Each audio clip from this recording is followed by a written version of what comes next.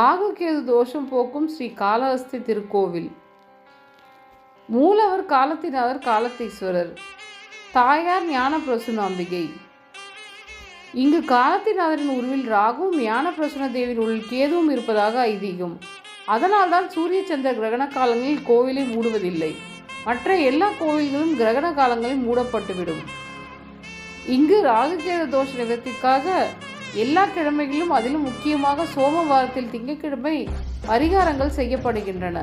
ராகுவினால் ஏற்படும் தோஷம் விலக தக்க பரிகாரம் செய்தால் அவர் அருள் கிட்டும்.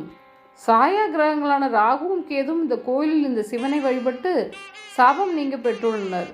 அதனால் கருவறையில் உள்ள லிங்க திருமேனியில் நாகப்பாம்புகள் பின்னலிடப்பட்டதை போன்ற தோற்றம் வெளிப்படும்.